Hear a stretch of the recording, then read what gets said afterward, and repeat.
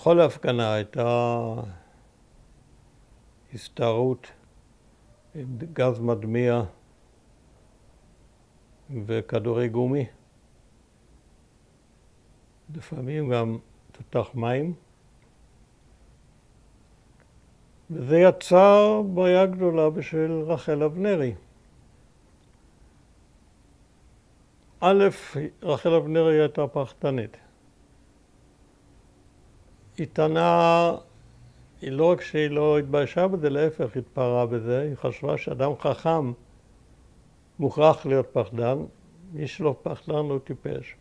לא חסר דמיון, לא מתאר לעצמו מה יכול לקרות. ולה היה עודף גדול בדמיון. אבל הייתה לה בעיה יותר מוחשית. רחל הייתה חולה במחלת כבד קשה וחשוכת מרפא עד היום, שאנחנו לא יודעים מתי התחילה. היו לה בעיות והיא עברה שרשרת ארוכה של בדיקות ואף אחד לא מצא שום דבר. התחילו כבר לחשוב שהיא מדמיינת לעצמה דברים. עד שרופא אחד לא מומחה, רופא כללי, אמר בואי תעשי בדיקה של כבד.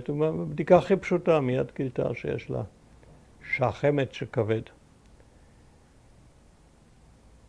והיא הייתה בטיפול של רופא נהדר, חכם, אנושי, מומחה עולמי, שם דוקטור דני שובל, בהדסה עין כרם מירושלים, שהיינו הולכים אליו פעם בחצי שנה, אחר כך פעם ב3 חודשים, היה בודק אותה מאוד, מרגיע כל פעם. אבל הוא אמר, את צריכה להיזהר בכל מיני דברים. אחד הדברים, גז מדמיע, שום פנים ואופן, לא צריכה להיחשף לגז מדמיע. אבל רחל רצתה לצלם. ולצלם בבילעין ולהימלט מגז מדמיע זה פשוט לא הולך יחד. אז מדי פעם היא בניגוד להוראות כן הייתה חשופה לגז מדמיע. היא צילמה אותנו וצילמה אותי. יש תמונה שתותח מים גורר אותי על אדמה. אני אף פעם לא הייתי חשוף למחלת מים. תותח מים.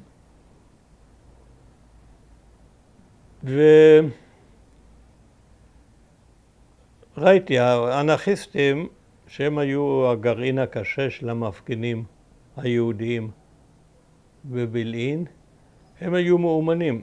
וברגע שהם ראו תותח מים, הייתה להם טכניקה איך להתחבר ולחבק אחד את השני, להפוך לגוש אחד, שגם תותח מים לא יכול היה להזיז אותו. אני לא הייתי מאומן, אני התיישבתי לידם, ואז בא הסילון ואני נגררתי עשרות מטרים, ורחל צילמה את זה, יש לי צילום של זה.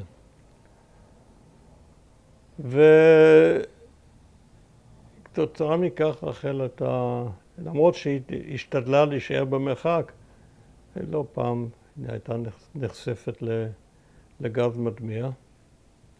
ופעם אחת פגע בה כדור גומי בירך.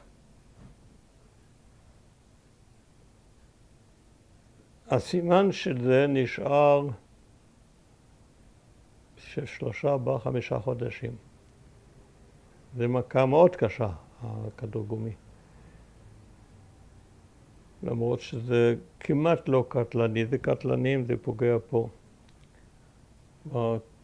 הצבא אמור להשתמש רק ממרחק קבוע, שכחתי כמה, 20 מטר או משהו כזה נדמה לי, ורק לא בראש.